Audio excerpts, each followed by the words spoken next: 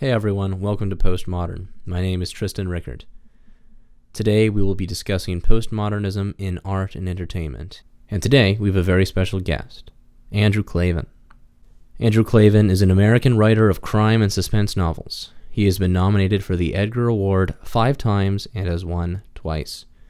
Klavan has also worked in film and as an essayist and a video satirist. If you're able, please check out his podcast, The Andrew Klavan Show, and his most recent book, When Christmas Comes. Now, on to the interview. Hello and welcome. My name is Tristan Rickard, and I am here with Andrew Klavan. Hey, Andrew, how are you doing? I'm good, Tristan. It's good to talk to you. Yeah, good to talk to you. So, our goal here for this episode is to discuss how postmodernism has affected art and entertainment. So I'm going to start with a couple more foundational questions. So a phrase that you often hear from conservatives and people on the right is that politics is downstream from culture. You and others at the Daily Wire have been doing good work to create conservative media and entertainment, such as Run, Hide, Fight, in an attempt to change the culture and, in effect, change the politics. However, what is culture downstream from? Well, culture is downstream from belief, basically. It's downstream from it's downstream from everyday life. Because when we talk about culture, we talk about the arts a lot, and that's kind of confusing, because culture is also what you feel willing to say. It's what they call the Overton window, what you consider fair conversation. And a lot of things can affect that, including politics, because we say that politics is downstream from culture, but culture is also downstream from politics. When a new president comes in, when a new king would come in the old days, that would change the attitudes of the people. It would give this sort of overarching aura to what was acceptable and what we were going to talk about. Life under Donald Trump was different than life under Barack Obama, and what you could consider sayable and speakable really affects the culture, which is why I'm always telling people that if you fall silent, if you're afraid, let yourself be intimidated into lying, then those lies essentially constitute the culture. When we talk about Christian culture, we tend to give it a glowing aura, but of course, Christian culture was oftentimes formed by what would get you burned at the stake if you said it. And so, culture both grows up from the bottom, from the street, into the intellectual sphere, but it also trickles down. It's a two-way street. It trickles down from ideas that become popular and sort of take over what Coleridge called the clerisy, the people who set the tone for the culture. And I think that's all culture. It's not just the arts. Okay. How would you define postmodernism? Well, postmodernism is, you start out with the idea, it's absolutely connected to a chain of thought that grows up from basically the Renaissance on.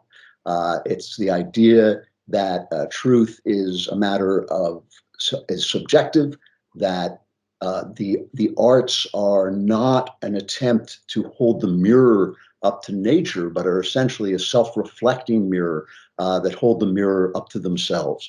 And so you start to have art in which the artist appears in the art. You have to start to have art that comments on itself, that undermines itself. You start to have, it really starts very early on. I mean, with even, you could say, Don Quixote in a way is beginning. It's usually thought of as the beginning of modernism, but it holds the seeds of postmodernism in it. So does Hamlet. I've often commented that the mad scene in Hamlet contains all the seeds of postmodernism. Hamlet says, nothing is either good or bad, but thinking makes it so. So that's moral relativism. He's asked what he's reading, and he says, I'm reading words, words, words, as if those words had no reference to the outside world. And so the only difference is that Hamlet is pretending to be mad, and a lot of the postmodernists are pretending to be sane. So it's the question.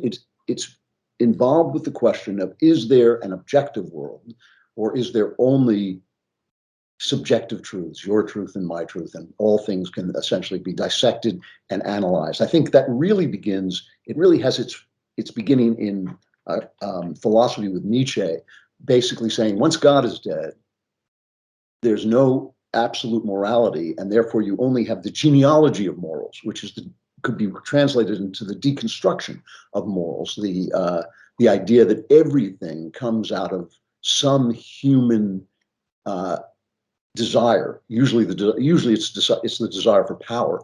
So if I say to you, well, you seem to me to be male, a postmodernist could easily say, well, that's just because it suits your power structure for there to even be such a thing as male and female. And so everything becomes questionable, everything becomes analyzed. How do we see these things affect the arts? When did that take hold in the arts and in our entertainment and movies and television and stuff? And how is that seen more generally, and how is that seen specifically as well? Well, I think you have to look at this again as a spectrum. It's not just something that happened overnight. It's not just something the French started talking about. It was something that was inherent in the culture. When you start in the Middle Ages, you have this idea in the Middle Ages that everything is an allegory for a higher truth. So allegory is basically the art form of the Middle Ages, because they see that they see the world as God's creation and therefore reflecting back on God. And so anything, you talk about a rose, it's Jesus Christ. You talk about an apple tree, it's Jesus Christ. You talk about love, it's the relationship between the church and Christ. And anything that happens becomes allegorical. When you start to have this kind of new objectivity that arises with science and a kind of philosophy, that's when tragedy starts. You start to have people say, like, there's something out there that's different from me, and it's out of my control. And then ultimately you start to think, well, what is that thing out there, and how can I know it? How can I know what's there? If there is no God, if there is no church to tell me what to think, then why is what I think any better or worse than what you think? And each person is now essentially creating a reality.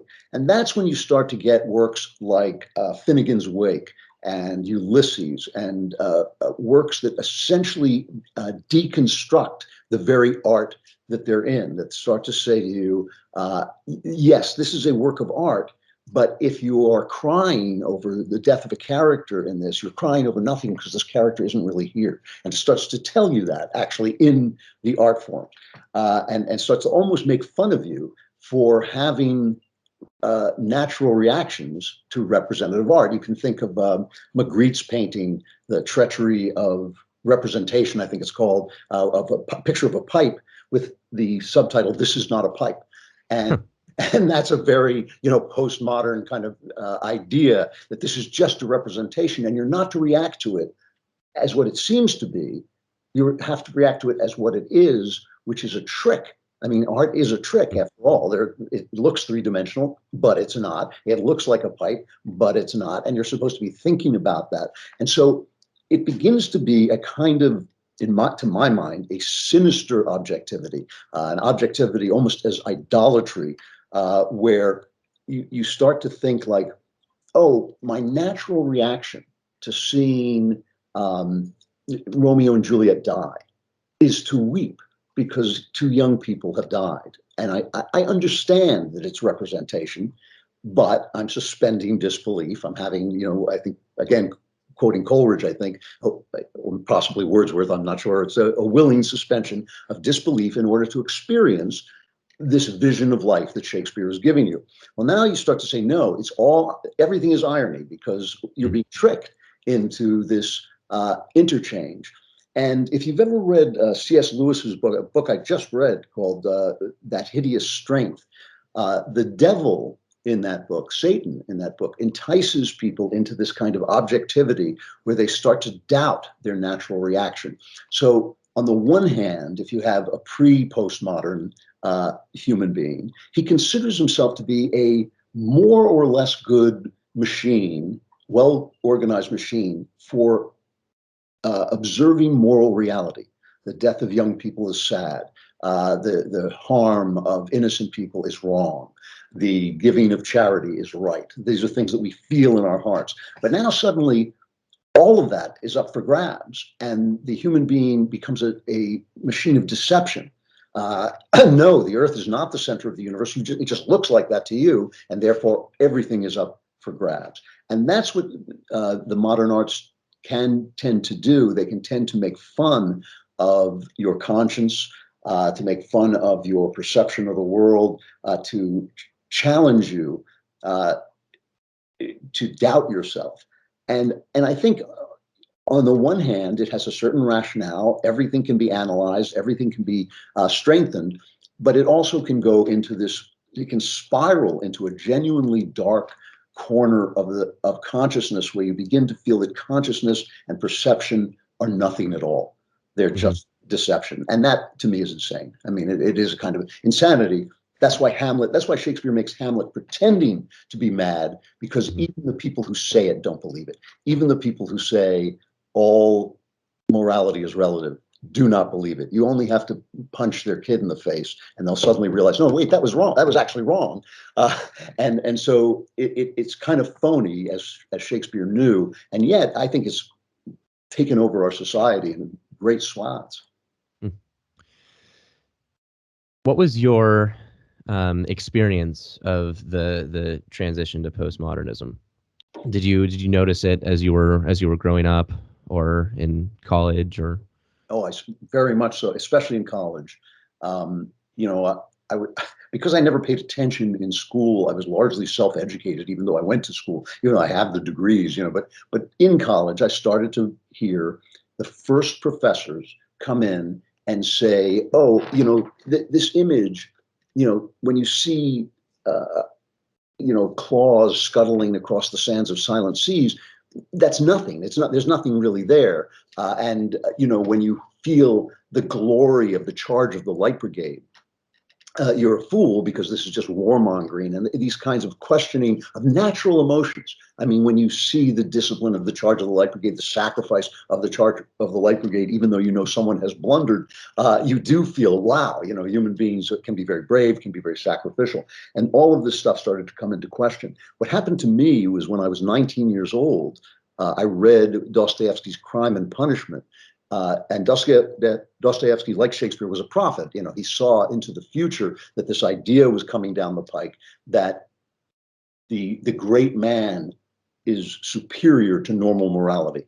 And in Crime and Punishment, the hero, the protagonist, Raskolnikov, commits a murder, a double murder, under that delusion that he is somehow above morality, and suddenly realizes, oh no, wait, I actually have violated the moral order and have to make my way back to Christ in order to find myself, in order to redeem myself for this horrible thing that I've done. And I remember reading this novel and putting it down and covering my face with my hands and thinking, oh, that's obviously the truth. Dostoevsky is obviously showing the truth. And from that point on, I was very dubious of postmodernism. And yet I couldn't quite think my way out of it for many, many decades. And many of my early novels are all about, what is truth? How do I know that this is the true thing that's happening? How do I know how to find the truth? And so it had a big effect on me, and I think on just about everybody at the time. Yeah. So how has postmodernism affected, I guess I sort of already asked those questions, but how has it affected the arts?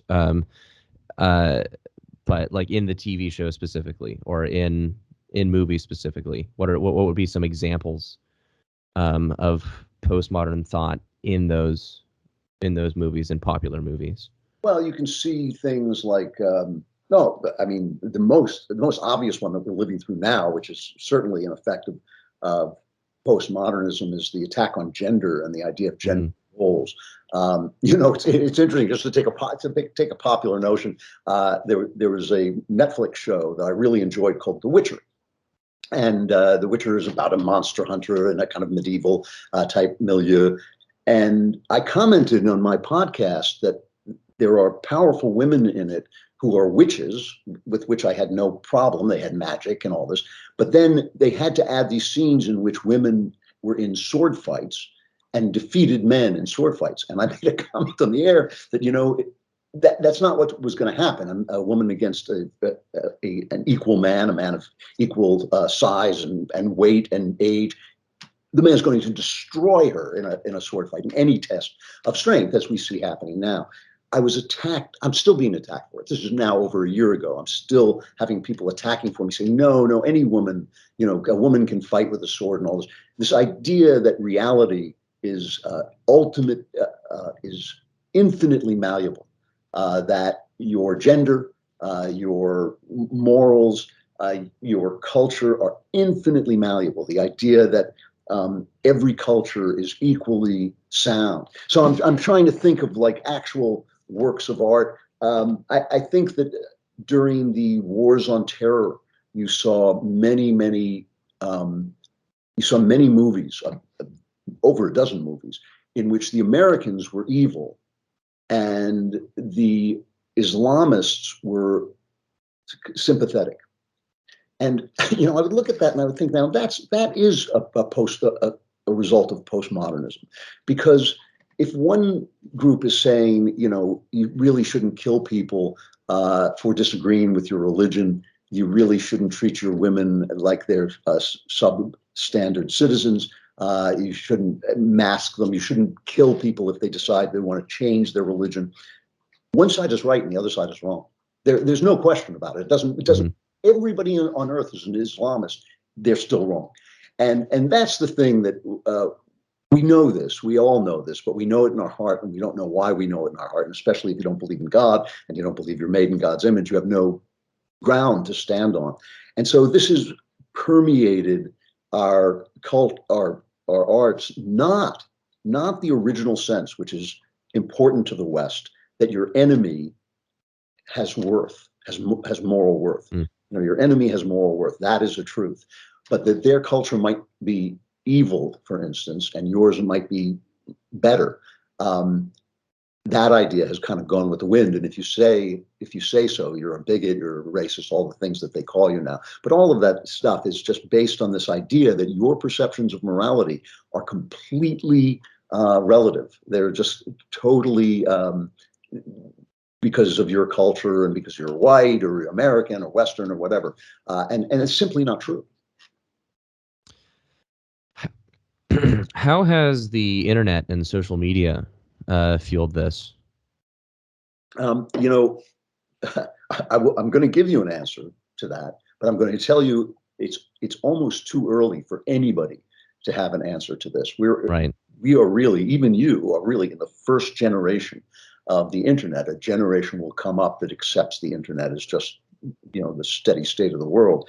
But we are in a moment like the invention of the printing press. When the printing press was invented, the whole world blows up, right? I mean, that's how you get, Martin Luther putting up his 95 Theses, and instead of just being some guy, some monk, in some town in Germany, putting up an idea, it suddenly tears the entire culture of Europe end to end because of the printing press.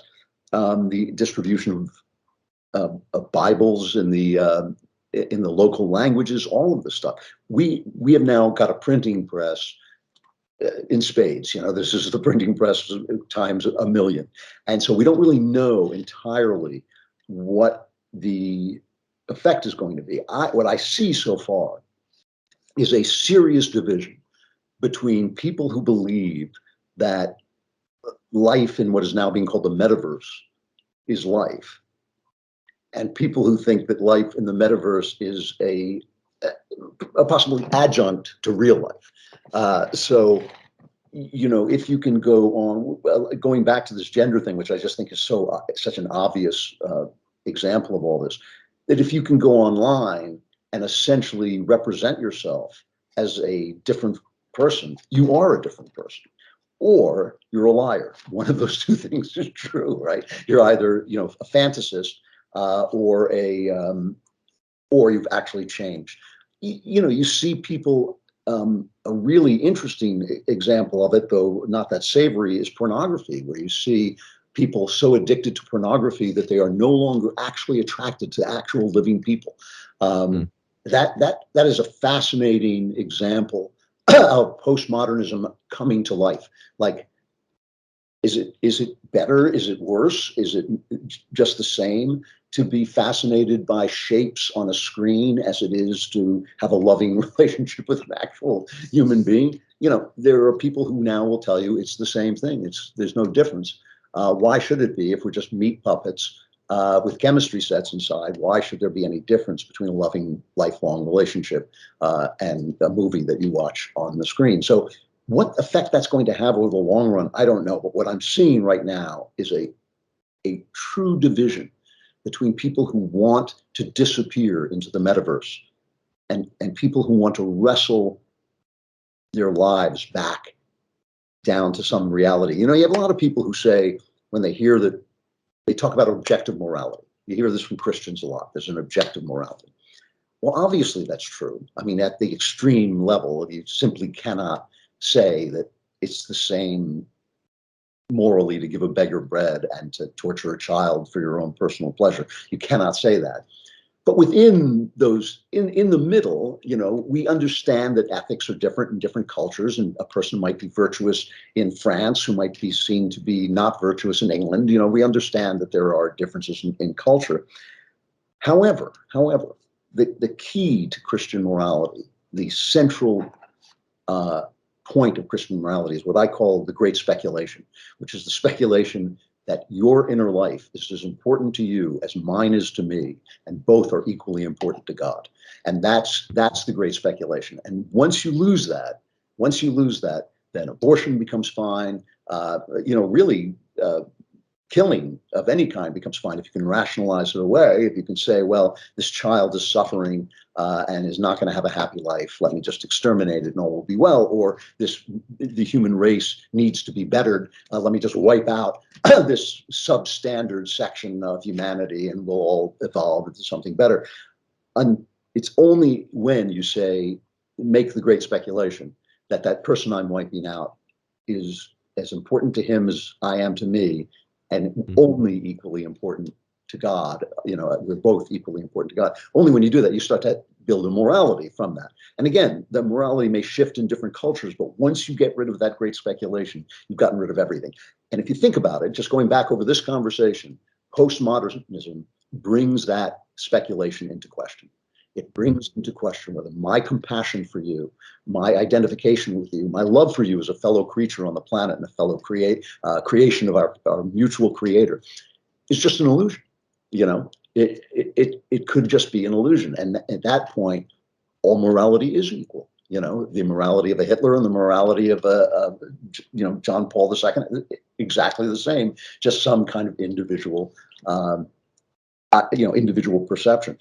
So that's the place that we're at, and the internet now brings all this into question, because if I come on after a lifetime of reading and I say something about literature, and another guy comes on and hasn't read a book ever and says something about literature, it's kind of equal on the internet. Everything has kind of been leveled. Right. No expertise, there's no authority, there's no establishment anymore. It's just kind of been erased, and that's one of the things that the printing press did as well. So it feeds the idea of relativism, but it's an illusion, obviously, because there is such a thing as expertise. There is such a thing as conferred authority, deserved authority. And those things can begin to look like illusions, but that's an illusion itself. Do you think we are beginning to move beyond postmodernism, or are we on the cusp of something else, or are we still in the heart of it? It's a great question, and I'm deeply hopeful. We have to move beyond it because we'll destroy ourselves if we don't. What I see in the future, and again, nobody knows the future. This is, I always say I'm a deist. I believe in Doris Day. Whatever will be, will be. The future is not ours to see. But what I've seen right now is a division, which is the Christian idea, right? The Christian idea is there's not one end of the world, there's two ends of the world. There's the end of the world for the saved and an end of the world for the salvation impaired, it's like, and so that's kind of what I'm seeing now, is I'm seeing people who are saying, with COVID, good example, with this Chinese virus, that people are saying, I would rather risk my life and see my grandchildren than hide away in a room and see them on video. It's just not the same thing. A Zoom meeting is not the same thing as seeing my friends face to face. It's not the same thing as hugging my grandmother. It's not the same thing. And those people are saying, no, we must hide out until this threat of death vanishes, which of course it never does. I see that division in a lot of people. Again, going back to porn, people who think like that this is an actual sexual relationship, and people who think, the only sexual relationship that's real is a lifelong commitment to somebody, and the responsibility for the consequences of sex. And I don't want to drug those consequences away and turn my wife into an object of pleasure, instead of like, the creator of the new generation. Those are two very, very different points of view, and we're told in the Gospels that those 2 points of view are going to exist. That in the world you will have trouble, but Christ has overcome the world, and I think that we're kind of seeing that like written out almost in the life we're living. The people who say, this guy dressed up as a girl with wearing pearls and talking in a high voice and growing his hair long is now literally a woman, and people saying, no, that's just not true. When you hear people saying in frustration and aggravation, that's just not true, you're hearing that division because they have no way of proving it beyond the experience of it. What should be our role as Christians in the move forward? I think the most important thing is to speak the truth fearlessly, but with love. I mean, I think that you go on Twitter, it's like being in hell. It's watching express an opinion, but talking about the great speculation, it vanishes online, right? People say things to each other online that they would never say to somebody's face. And you say like, I think this, and the guy just starts to unload these curses on you as if you didn't exist, as if you had no feelings. That's the thing we mustn't fall into. We must not fall into, thinking that wielding the truth like a bludgeon. I always think of that Paul Simon song, I don't want you to lie to me, but I want some tenderness beneath your honesty, and I think that's where the Christian walks. I mean, he does not lie. It's not compassionate to lie. It is not loving to lie. That is not right. That to say like, oh, you hurt me, your words are violence and all that stuff. No, we can't fall into that whatsoever. But to speak the truth with love and compassion is a very, very different thing. And I think that I think we're failing at that quite spectacularly, or I should say, Christians may not be failing at that. The church is failing at that quite spectacularly. And I think that, but I do think because it's the only hope and because it's God's plan, I think it will come back. That's the part that I'm very hopeful about. Yeah. Well, thank you. We're just about out of time. Do you have any final thoughts? Well, I do think, when you ask me about whether I'm hopeful, I'm extremely hopeful. I mean, I don't, if it's the end of the world, then that we'll deal with that. But right now, I don't think that's what's happening. I think there are strong signs that we have been pushed to the limit, both of our credulity and our fear. And I think that people are striking back, and especially what they call mama bears and papa bears are striking back when they see their children being taught this garbage. They're basically saying no. And I think that's a very hopeful sign. Yeah. All right. Thank you for your time.